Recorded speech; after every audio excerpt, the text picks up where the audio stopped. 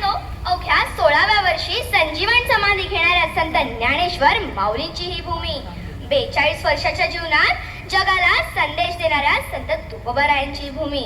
इतकंच नाही तर आपल्या सर्वांचे आराध्य दैवत छत्रपती शिवाजी महाराज यांच्या विचारांनी पावन झालेली ही माती, तसेच ज्या तरुणाईने इथे राजकीयच नाही तर सामाजिक क्रांती घडवली, अशा मातीमध्ये जन्माला आलेल्या तरुणांना अजून कुणाचा हवा आदर्श? रसिक श्रोते हो, नमस्कार. मी कुमारी विधी मुकेश केने, वय वर्ष 11, स्वराज सामाजिक संस्था व नुपूर आर्ट अकॅडमी आणि भूषण कोळी मित्र मंडळ यांच्या संयुक्त विद्यमाने आयोजित वक्तृत्व स्पर्धेमध्ये आपणासमोर विषय मांडत आहे, आदर्श कुणाचा ठेवावा. मित्रांनो, जहाज किती अथांग समुद्रात असलं तरी त्याला दिशा दाखवण्यासाठी एका होकायंत्राची गरज असते. तसेच आपल्या जीवनाच्या समुद्रातही आपण भरकटू नये म्हणून जे होकायंत्र आपल्याला दिशा दाखवतात त्यांनाच आपण आदर्श म्हणतो. आदर्श ही 2 अक्षरी संकल्पना जरी दिसायला छोटी असली तरी तो आपला संपूर्ण आयुष्य बदलण्याची ताकद ठेवते. जसा शिल्पकार दगडाला आकार देऊन मूर्ती घडवतो, तसाच आदर्श आपल्या विचारांना आणि कर्तृत्वाला आकार देतो.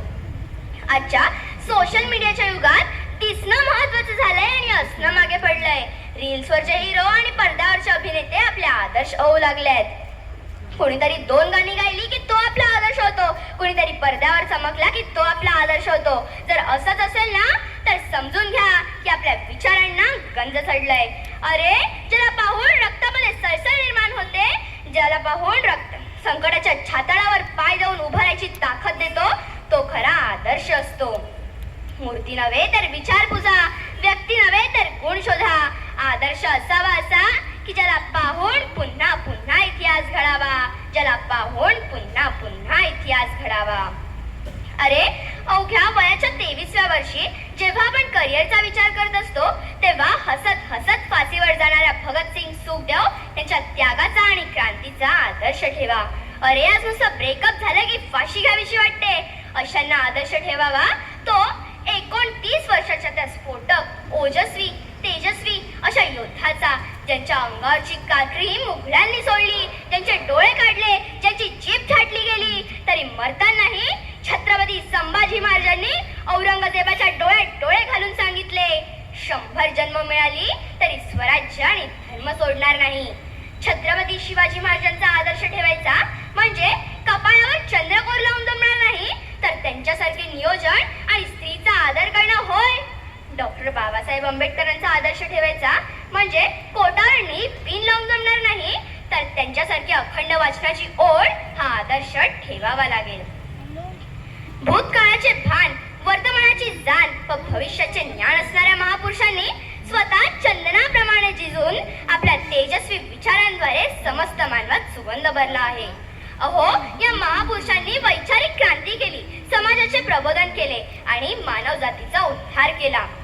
अशा महापुरुषांचे फोटो भिंतीवर टांगून त्याला हार घालण्यापेक्षा त्याचे विचार काळजात कोरा आणि त्याला कर्तृत्वाची धार लावा. कारण आज महापुरुषांच्या पूजनाची नाही तर त्यांच्या विचारांचे अनुकरण करण्याची गरज आहे.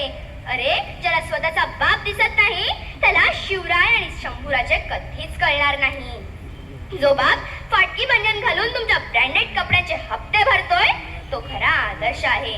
जी आई तापानं फणफणलेली असूनही तुमच्यासाठी भाकरी तापते ती साक्षात जगदंबा आहे, तिचा आदर्श ठेवा. जगात कुणासारखे तरी बनण्यापेक्षा स्वतःची ओळख निर्माण करा, पण ती ओळख निर्माण करताना कुणाचा आदर्श ठेवावा हे कळायला हवे. जळल्याशिवाय कोळसा होत नाही, तापल्याशिवाय सोनं होत नाही. जळल्याशिवाय कोळसा होत नाही, तापल्याशिवाय सोनं होत नाही. आणि आदर्शाशिवाय माणसाचे नाव इतिहासाच्या पानावर कधीच कोरले जात नाही. आणि आदर्शाशिवाय माणसाचे नाव इतिहासाच्या पानावर कधीच कोरले जात नाही. हाच एक आशावाद. मनापासून धन्यवाद.